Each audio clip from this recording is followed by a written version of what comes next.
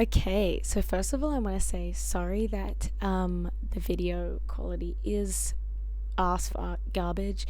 Um, at least it sounds good because I have a feeling that this will be, like most of my other videos, the type of video that gets put on in the background while you do other stuff. So that's the first thing. Second thing, obviously this is a very big departure from what I normally do. I plan on doing more videos like this in the future, so if you do end up enjoying this video, let me know, subscribe, like, tell your friends, all of that good stuff. Today's video is like a topic of interest of mine, and I wrote a script.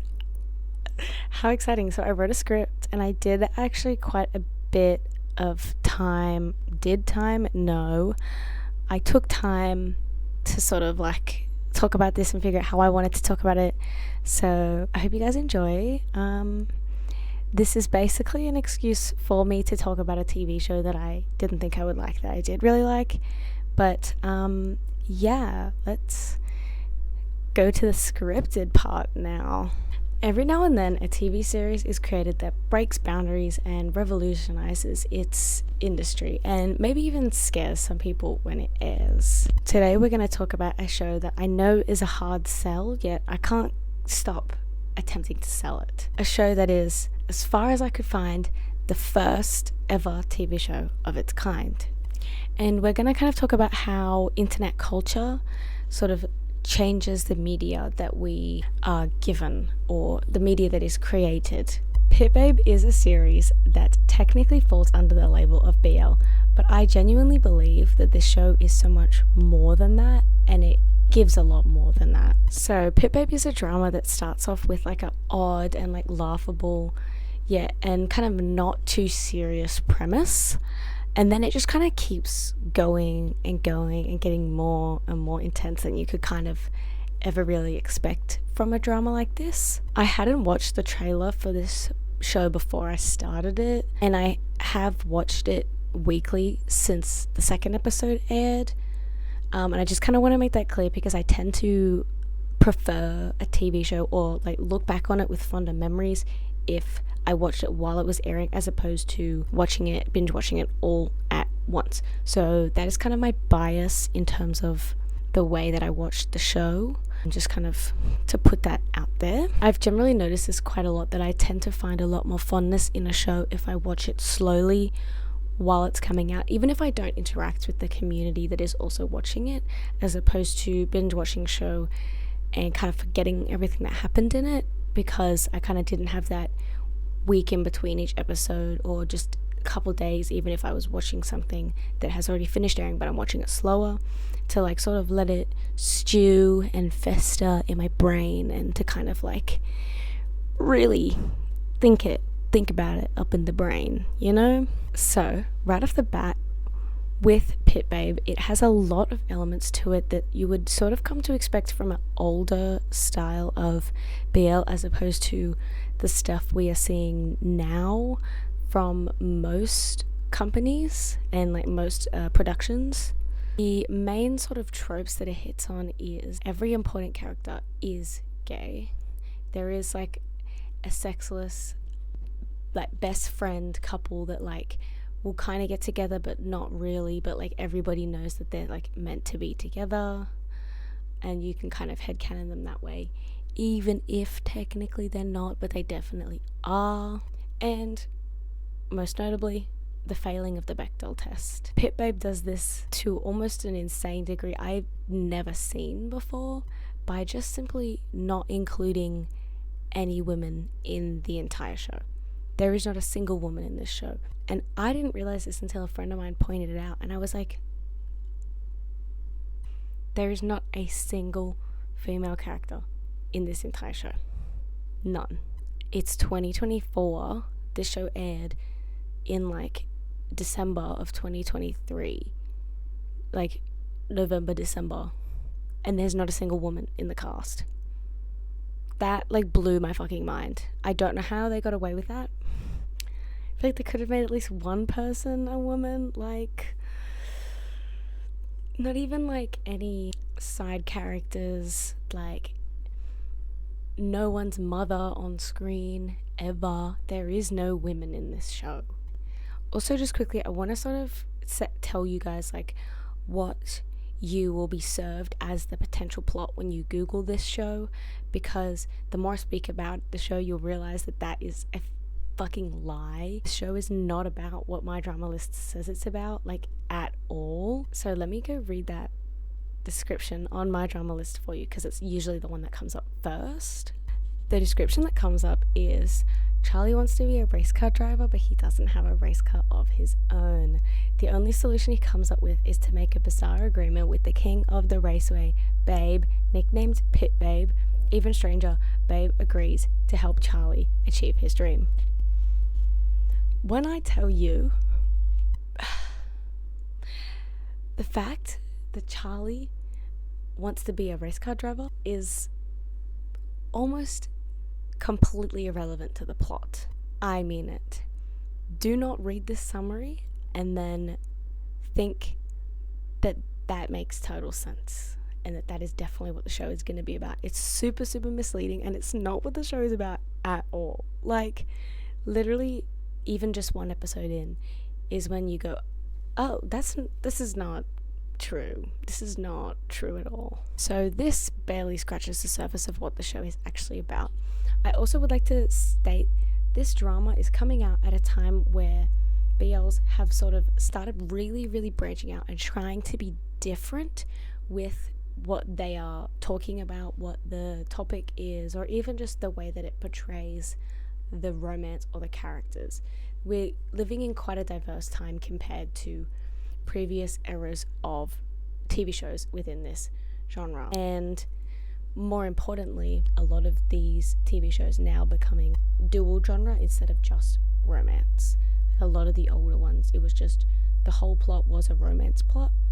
A lot of them now have a romance plot as the B plot, and then something else that's actually interesting that kind of drives towards the romance or is caused because of the romance, that kind of thing. So we're living in quite a different time compared to what you might typically think of when you think of older BL TV shows. Most of these new dramas have in some way been mafia or gang or crime related. Some of them have been really amazing. Some of them have not been. But they've definitely all added to the genre in some way or another. And if I were to tell you that this is a romance drama about race car drivers, you wouldn't think much of it. If I were to tell you, however, that it takes place within the Omegaverse, a very crucial part of the plot that the summary didn't tell you, you might take a bit of pause. And then if I were to tell you that that is kind of only really the catalyst for the odd plot lines that don't match up with the summary, then you might think a little bit more. However, I think that the strangeness of this actual plot is what makes the show so unique and one of a kind.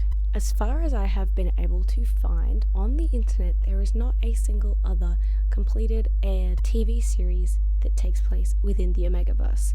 I'm not including those weird straight people dramas that are like not on a streaming service and they're not really made by like a proper company and they have like 2 actors. I'm not talking about straight people here. I don't want to talk about straight people, especially not if we're talking about the Omegaverse. If you are unaware of what the Omegaverse is, allow me to be the unfortunate first person to tell you. Omegaverse is what one of my good friends described as too much CNC and MPreg.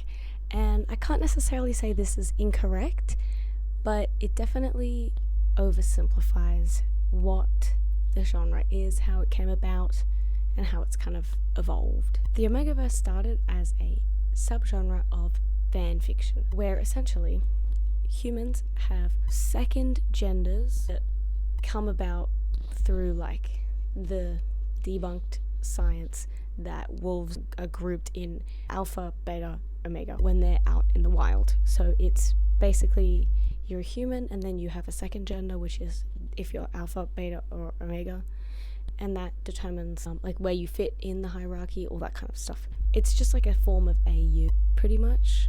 But the most important part is that it was entirely created online. It's a fan fiction thing. It came from fan fiction. And just quickly, if you don't know what fan fiction is, it's basically like stories written by fans of a person or a TV show or a book series or just a piece of media, where they either get the characters or the people from it or the places from it, and they just sort of change the situations and they create new stories based off of those kinds of things.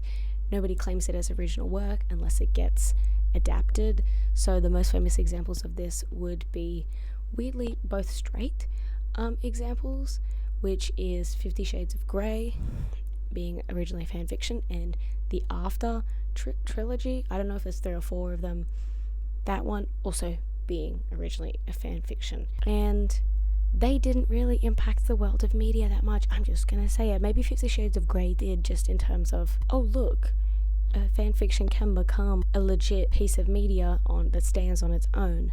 However, what we're going to talk about with Pit Babe today is a little bit different than a piece of fan fiction getting adapted into a TV series or a movie, because most importantly, Omegaverse as a genre originated in fan fiction. It did not exist before this time. It was created by the supernatural fandom. It is a new concept. Every Omegaverse has slightly different perks, downside to the system that it takes place in the same sort of way that in some stories vampires don't like garlic or can't go in the sun or can't go inside a house unless invited. So it's the same concept, slightly different iterations in every story. Pit Babe's existence as a property that literally anybody can watch as a TV show typically has a lower bar of entry than a book does. Kind of proves my point just in itself, without me even having to go into too much detail, about the fact that the internet and internet culture has so much power over the media that is created. This show would never have existed if some random people that liked Supernatural didn't start writing about humans being kind of like wolves. It's the fact that the internet has the ability to not just popularize a genre, but invent entirely new ones that have never been seen before, and make them so prevalent that they get these genres that are specifically, up until this point, have only ever been in written form, are now on the silver screen. I do not expect Pit Babe to remain as the only Omegaverse TV show on the silver screen for very long. There was, when I was researching, 2 other attempts that I found to make a TV show that was based in the Omegaverse. One of them had a trailer that came out, one of them was just spoken about. Neither of those shows ever actually came to fruition to any point that I personally could find. The Thai entertainment industry has a tendency to kind of find a genre or a niche within a genre that people really like and run it into the fucking ground, to the point where me, and I'm sure a lot of other people, cannot see an engineer, hear the word engineer, and not instantly associate it with gay people. Pit Babe is unique, not just in its Omegaverse series, but also in how it's such an odd drama, yet overall it's still very entertaining, it's gripping. It does, in fact, do a pretty decent job of wrapping up all of the very many plot lines that it follows, and it does this while not really necessarily undermining any specific characters, and everybody seems to get an ending that feels pretty normal, good, and exciting.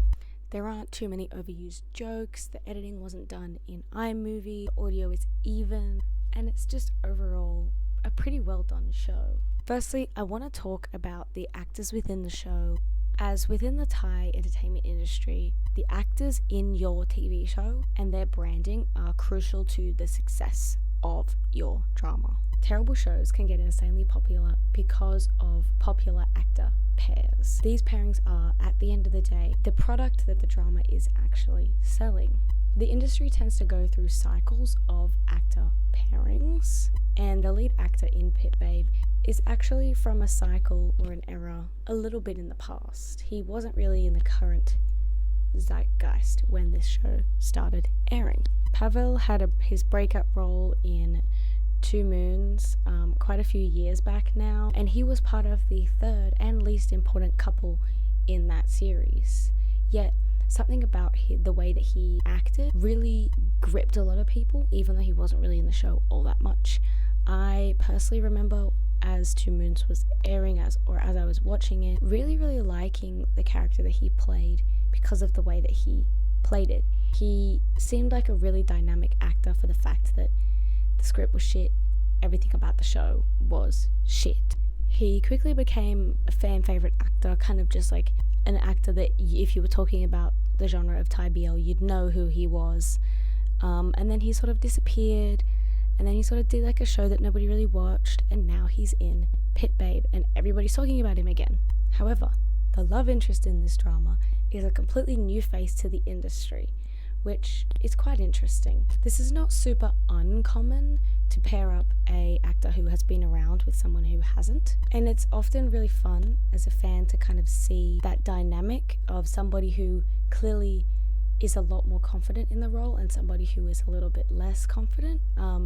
It's really interesting to see that develop throughout the show and throughout the promotions for the show, especially when the actors get to kind of be more comfortable.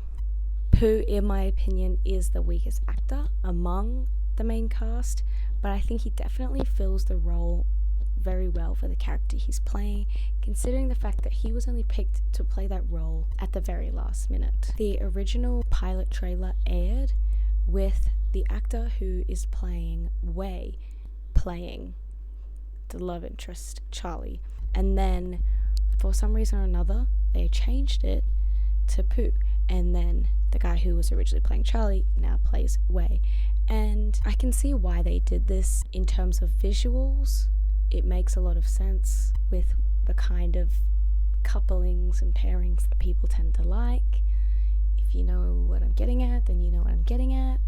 But it definitely was not because of a lack of chemistry between the former love interest actor, because they have great chemistry together. They still do. You can see it in the show. But I understand why they made that choice to change at the last minute.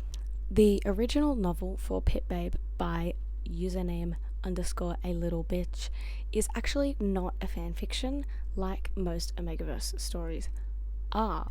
While there is not currently an official English translation for the novel, I have read a little bit of some of the fan translations, and from what I could tell, it very much felt like this author really actually cared about the universe that this story was taking place in contrast to a lot of other authors within the genre who kind of only really focus on the smutty element of the story, or just the romance, or even just the characters, without really sort of going into too much detail about the world, or even like just the vibes of the world. So I thought that was actually really interesting and quite unique.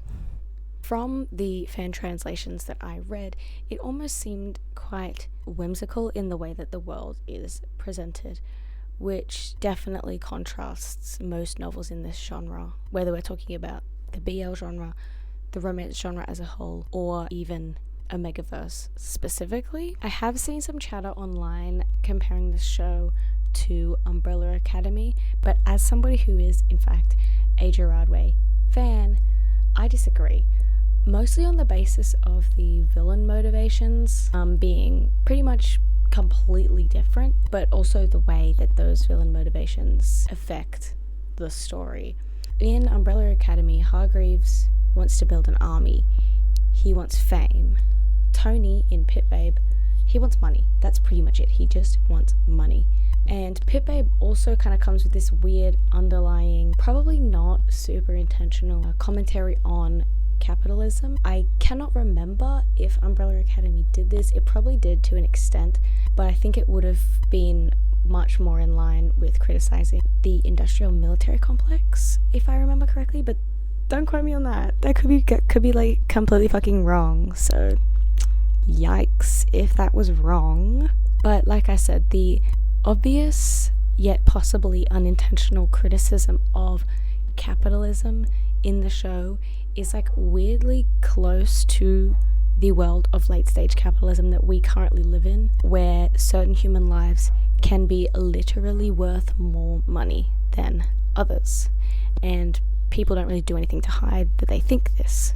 A comparison that I actually haven't seen anybody bring up, but I'm going to bring up and then disagree with, because I think it is a point that I could see people making, is the similarities between Luther from Umbrella Academy and Kenta in Pit Babe.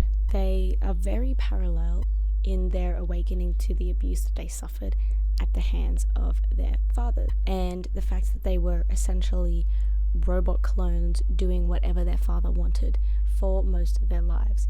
And they both kind of come to a rude awakening as to the fact that they have been manipulated in this way. While this is a very good comparison, I don't necessarily think it rings all the way true, because their awakening processes and the way that they deal with it are quite different. From the beginning in Pit Babe, you see Kenta doubting the reasons that he's doing the things that he is doing. He's not necessarily doubting his father, but he's doubting himself. And that doesn't really happen with Luther. He has a rude awakening, and one day he's like, fuck, and then he has a mental breakdown. From memory, I didn't rewatch the show for this. If that's wrong, I'm sorry. Oops. But whereas with Kenta, you slowly start to see him unravel. And it's not a specific incident that triggers him to really turn. You just kind of see him have a little mental breakdown here, speak to somebody from his past there, etc., until eventually he stabs his dad, but still calls him his dad.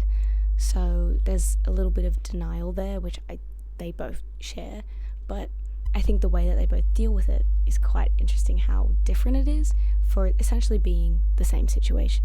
I watched the first 2 episodes of this show essentially as a joke.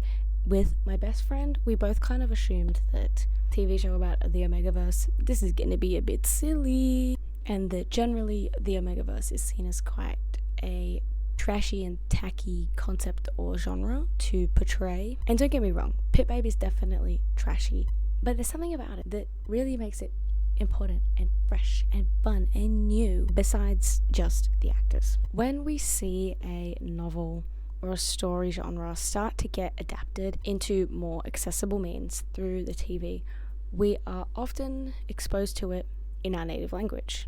I'm sure this isn't the first time it's happened, but because Pit Babe is the first ever Omegaverse TV series ever made, and it's in Thai, which is not one of the top 5 most spoken languages in the world, that's got to count for something, right? Sure, Young Royals is a stunning and gut-wrenching show that happens to be in Swedish, but have you really never watched or had a friend who's watched a show about forbidden royal relationships? Do you see where I'm going with this?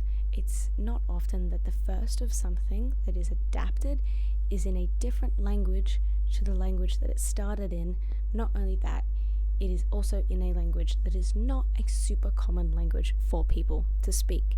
So if you were an Omegaverse enjoyer in text, the only option you have now is to now also be exposed to Thai dramas.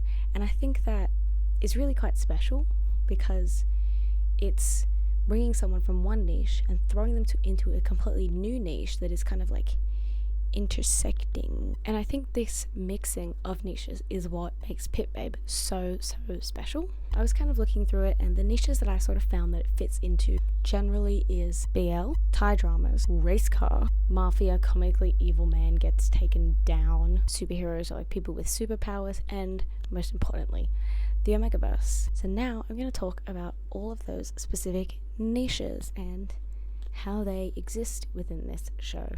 So obviously BL. I think that Pit Babe plays on the stereotypes of BL in a really interesting way. I quickly want to make a distinction between BL, which is the abbreviated form of the words boys love, and yaoi. Often they are equated to essentially being the same for those who maybe aren't as familiar with either genre or just don't really know much about like LGBT representation in media, but they are distinctly different as it currently stands. It is also important to note that like older stories marketed as BL contain some pretty horrible stereotypes about specifically MLM relationships, just like queer people in general. These days, this is far less true of content that is marketing itself as BL.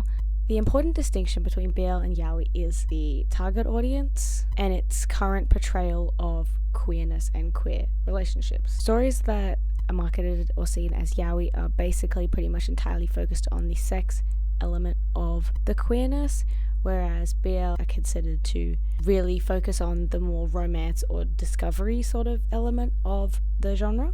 And they generally attempt to do this in a more sincere and diverse and thoughtful way. Current BL is also seen to be aimed more at actual queer people, and especially a lot more than past BL has been. It seems that recently they really want to pick up an actually queer audience for a lot of these dramas.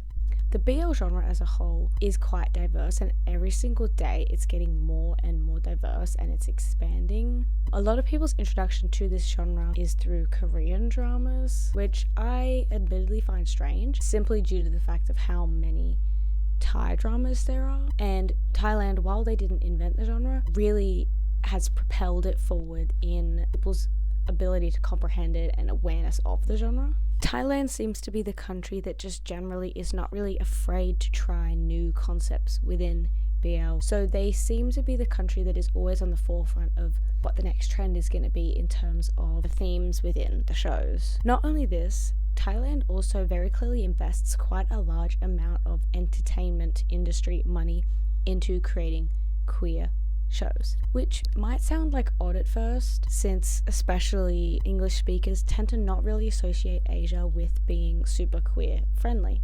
For this part of the video, I wanted to find statistics on how many Thai dramas in general have queer characters in them, are queer, but I couldn't actually find any statistics on that, so I had to find them myself, which is why this video took a very long time to make. The reason I wanted to do this was to show how important queer characters really are to the Thai entertainment industry and how much of an impact they make on the industry as a whole. Because I couldn't find these statistics and I had to make them myself, I didn't want to do every single drama that I could ever find, because that would have taken me quite a while. So I went from 2014 onward, since 2014 is the year that the first ever BL was released, which is Lovesick. It is important to note, other Thai dramas had LGBT characters in them before this. I didn't count them. Sorry.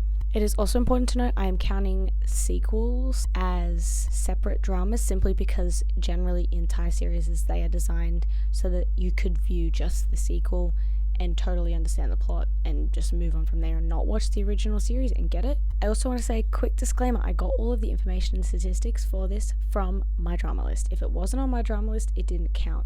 If there's a queer character in the show that wasn't in the tags, it didn't count. If there is a queer character in the show but it wasn't in the tags and I counted it as a straight drama and you're aware that it's not, that's not my fault. I'm not going to watch thousands of dramas front to back just for one statistic. I obviously haven't seen all of them. I haven't seen most of the dramas on this list, especially the ones that don't even have English subtitles.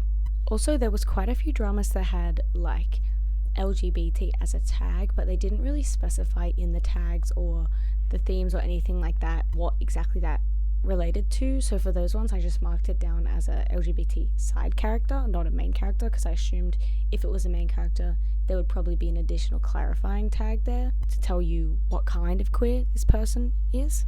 I counted 1,887 dramas that have been released from 2014 onwards until the 26th of February 2024, only including completed series. Also, fun fact, I was originally going to count from 2010, and it only took me a couple of shows before I found actors that I had seen play queer characters. So when I tell you they're everywhere, they're everywhere. So I collected 3 different statistics: how many LGBTs, what kind of LGBT, and what other genres they are most often seen with. For suspense purposes, I will be showing you these stats in reverse order to what I just said them. So first on to genres that they're most often paired with. For this, I looked at the genres officially tagged on my drama list for each show I marked as having LGBT characters. The number of shows in this statistic doesn't match up with the amount of shows marked as having LGBT characters, simply because a number of them were marked as just romance. Coming in first place at 81%, unsurprisingly, is Drama, Youth, or Life. I had to kind of group a lot of them together just so that it wasn't like messy as fuck. I don't really have much to say about that. It's pretty much exactly what I expected, and it checks out.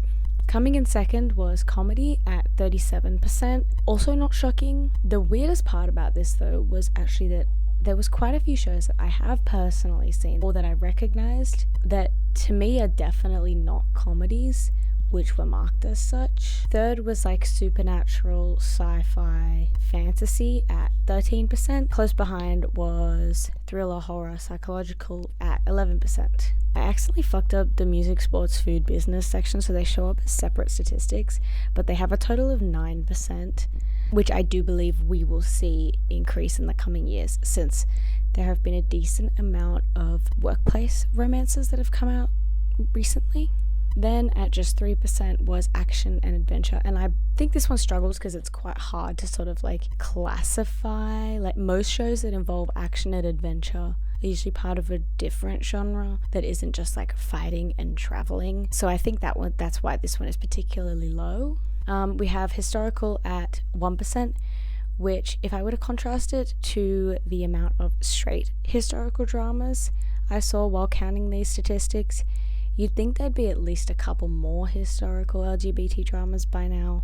But no, it doesn't seem to be too much on the mind of producers at the moment. And then lastly was sitcom at 0.6%, one of these being the masterpiece that is Why. Not much to say about these statistics, besides I thought they would be interesting to share with you guys. The second statistic is what kind of LGBT people we see in these dramas. With types of LGBT, obviously I couldn't be extremely specific because otherwise then there'd be a lot of categories, and generally the dramas didn't really categorize themselves super specifically. Obviously the largest category, unsurprisingly, was MLM. Not everything was necessarily like a romance, but just like pertaining to like a gay male or like masculine presenting character. That was at 80%, which is fucking crazy. Next was WLW at 9%, which there's going to be more of that in the future, let me tell you. And then at only just below that, 8% is multiple, and I categorized anything as multiple if it was unclear or if it said lesbian character, gay character. Most of these ones that said multiple, that I put down as multiple, were MLM mains and either genderqueer or lesbian side characters, which is why the trans and genderqueer category is really, really tiny, because most of these characters were not the main character and they were in a show as a side character with a romance couple, as opposed to a character that actually focused on their transness or their gender identity. So trans and genderqueer sits at 2%, unfortunately. I also think that one will increase in the coming years, probably not as fast or as big as WW though. And lastly, but certainly not least, how many queers are there in Thai media? I'm gonna go and tell you how many straights there are first, which was 63.8%. I'm doing the points on this one because it just feels important, alright? The categories that I did was straight, LGBT main character, LGBT side character, and no romance at all. And would you be surprised to know that there was more LGBT main characters than there was shows with no romance at all? That really shocked me, because LGBT main characters sat at 18%. 18% of your entire TV series drama budget is about gay people. Yeah. So 18% was main characters and 2.9% was LGBT side characters. And I also thought that was kind of interesting how if there's going to be an LGBT side character, most of them were MLM, but more importantly, most of them were already in other queer dramas. Like, as in most of the shows that were marked as having LGBT main characters, if there was like side characters or a side couple, they were also queer. Not always, but most of the time. So if you're thinking about like the people, that kind of like doubles the amount, if that makes any sense. But yeah, I thought that having 18% of your entire TV drama industry be focused solely on queer people is like a crazy large percentage. Like, that's crazy. So overall, what we can see from these statistics is the insane majority that MLM and BL couples get within LGBT rep in Thailand, which isn't surprising, unfortunately, and just generally that they have an impressively large amount of LGBT dramas being produced, and every single year this percentage is getting higher. Every single year the ratio of straight to LGBT dramas is slowly turning more and more towards LGBT people and characters. So overall, I would say BL is not really that hard of a niche to explain or understand, because it's not really even that niche anymore, especially not in Thailand. The next niche was obviously Thailand and Thai culture. I would venture to say that most English speakers would not know much about Thailand, and watching these dramas would teach them a lot about even the most basic entry-level things, like, for example, your honorifics, just general things you would expect, pretty basic stuff that you would learn when watching a foreign drama, right? And with the very, very, very, very slow rise of historical dramas, like we saw from the previous statistics, I think this culture element will be driven even further in the future. I think that this will become a more prevalent theme within Thai dramas, because people seem to be really interested in that concept at the moment, instead of kind of just making it like as Western as possible but in the Thai language, which I think is like super cool. Race car. The next niche is race car driving. So racing as a whole has like recently become a weirdly popular B-plot within Thai dramas, most likely due to the popularity of Love in the Air, but you could definitely see it brewing before that. Within Pit Babe, we are given the racetrack and the garage as kind of like the meeting places for the characters. This is where for like most of the show they like hang out, meet up, discuss plans, push little weak beta cuck boys into cars. The further you get into the show, the less the racetrack and generally racing as a theme become a setting and more a plot device, which I think is a really interesting transition. Sometimes racing as a plot device is instigated by the characters on purpose. Sometimes it's just the will of God. Although racing is so heavily prevalent in the show, and there are definitely stakes surrounding each race and the outcomes, I can't really imagine someone watching this show purely for the racing content and to come away from it fully satisfied. It's just not that important. You could have the plot devices that occur because of the racing occur because of various other reasons. Next is human trafficking. Yes, this show is in fact about taking down a human trafficking ring. Not just any human trafficking ring, but a child human trafficking ring. Not the kind that you would usually expect. The adoptive father of basically every single person in this show basically like trains these children to sell them to billionaires so that the children can help them cheat when they're gambling or assist them in some way. The only example we ever really see is a child helping a man cheat when he's gambling. And they do this by their superpowers. All of these children have superpowers. Yeah, superpowers that are completely unrelated to this being an Omegaverse drama, by the way. Babe has super senses, Jeff can see the future, Wei has what I believe is called tactile telekinesis. When he touches someone, he can control them, but he's like not good at it at all. Some of the characters like their powers, some of the characters don't. Not everybody has powers. It's never explained if you need certain other traits to also have powers, or if you have control over how strong they can become. Nothing like that. It's not really talked about too much in the show. I'm not sure about the extent that it might be explained in the novel, but it's not really talked about in the show at all. And honestly, the more I think about it, the more I realize the superpowers are actually sort of like the least developed part of the show, weirdly enough, because they don't really do much for any of the characters. They're very rarely used as a plot device, which is definitely a strange choice. And now we're onto the final niche, the real conversation about the Omegaverse. Within Omegaverse, besides Alpha, Beta, Omega, there is also occasionally something called an enigma. And you bet your ass enigmas are in this show. All we're really told about the enigmas in Pit Babe is that they're even more valuable to Tony than the alphas are. However, both of the enigmas in the show don't really seem to have very interesting or strong powers. I'm not really sure what exactly they do bring to the table. They kind of don't actually seem that special, except for the fact that they are different. Another thing that Pit Babe does that is a little bit unusual is that it actually shows us a different type of alpha than we might typically see in Omegaverse fiction. The lead character is an alpha who does not sleep with betas or omegas, but sleeps with other alphas. Except he hates the smell of alphas, and so he doesn't really plan on getting into a relationship. And also, he can get pregnant. He's what they've decided to call a special alpha. This is why Tony wants him back into his little grubby hands. Not just because he is a special alpha, but because apparently the baby of a special alpha and an enigma has a very high market value.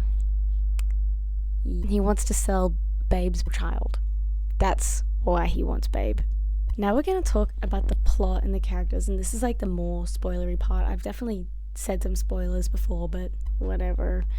This is the proper spoilery bit where I'm going to go a bit more in depth. Not the full way because I don't want to bore you, but just enough. So, the plot goes, Babe, the main character played by Pavel, he just wants to race cars and fuck. That's it. Until he accidentally falls in love with Charlie, and all of a sudden his adoptive father, who ruined his parents' business and essentially killed them just so he could adopt Babe and train him up with his little powers, comes back. Because Babe was so special, he was like more isolated from every other child in the house, and it sort of implied that he doesn't really understand the scale of this trafficking operation that Tony made. Charlie was also an adopted child of Tony, except Tony didn't realize he had powers, so he didn't really give a shit about him. Charlie's power is to absorb other people's powers, as in like steal them from them, not just like duplicate them. It doesn't really explain how close he has to be to someone for this to happen or for how long, but he fully steals their ability, and they only get it back when he dies. It's implied in the show that he has only ever done this to Babe, which is weird because if that's the case, then how did he know this was his ability, and who else's ability did he steal? So, Charlie and Jeff both knew each other within the house, and they both decided to leave together. Because Tony is essentially treating these children like products, it's kind of weird that he just sort of lets them leave and then like later decides if he wants them back. Tony invests in Babe's like opposition team called Red Racing and starts buying off all of Babe's racing team's employees to, I guess, put pressure on him to like come back to the house. Then Mystery Sexy Man Pete shows up and decides to sponsor Babe's team to counter Tony, and he's like sort of shady about it, and all he really says is that he just doesn't like Tony. I'm not going to explain the entire plot, but that's like basically the driving force, right? Tony wants Babe back so he can force him to have a kid, okay? In the end, they take down the bad guy. The few good characters who commit terrible acts get punished. The few redeemable bad characters who you see go through growth make reparations, and then they have a picnic. That's how it ends. They have a picnic. I think Wei dying is an amazing ending for his character. Wei starts the show as Babe's best friend, and he's the second best racer in the league after Babe. But it's really obvious that Wei is secretly in love with Babe, and he often really poorly attempts to use his powers to like convince Babe not to like find love, like help in anyone except for himself. And anyway, what do you know? Wei is also an adopted child of Tony's. Everybody acts surprised. It's not really ever cleared up if he was always friends with Babe with the intention of bringing him back to Tony's, or if it started out as a genuine friendship and then as he got more desperate he turned to Tony for help and out of desperation. But Wei ends up betraying Babe and 1, attempting to impregnate him, because plot twist, he's one of the enigmas, and 2, trying to convince him to go back to Tony and the house. In his mind, this is the only way that Tony will stop harassing them. Safe to say he's a complex character, but he's not redeemable in any sense. And that is why I think his ending was actually really, really well done. He fucking dies. Whereas Kenta, like, I'm so sorry I'm talking about him again, but I love him so much. Kenta is Tony's right-hand man, and we see him go through like an internal struggle throughout the show with what he's doing. Especially when Pete starts to get involved, you really see him start to question himself. He's not a super pivotal character for most of the show, But him being the one to finally kill Tony is extremely satisfying because it's just a really, really good character arc, even though it's not really focused on all that much. Generally, shows that fall within the BL genre don't do a great job of wrapping up or explaining plots well when they have plots that are not just the romance, but we all ignore it because of how fun the show is. There is definitely some things in the show that don't make too much sense, but at least we didn't have another random brother roaming around planning and being suspicious for the entire show, only for him to actually do absolutely nothing and discover absolutely nothing. And this is why I think Omegaverse dramas are going to change the future of TV. Internet culture is there to develop media, and it will continue to develop the media landscape in general. Hey guys, I hope you enjoyed my video. This was like sort of like my first foray into kind of like more video essay-ish style things. I did have a nice script written out for the entire video, but I don't really have a very good setup, so I kind of just had to like read a couple words and go off of that, because there's no way I'm committing 10 pages to memory, because I'm not that fucking smart. If you have any like feedback on the style or that kind of stuff, please let me know. And if you enjoyed the video, please let me know, give it a like, subscribe, share it to your friends, use this video to convince them to watch Pit Babe, or talk shit about Pit Babe. I don't really care, to be honest. If you like this video, please let me know so that I can continue making videos like this in the future, and I will see you guys next time. Bye bye.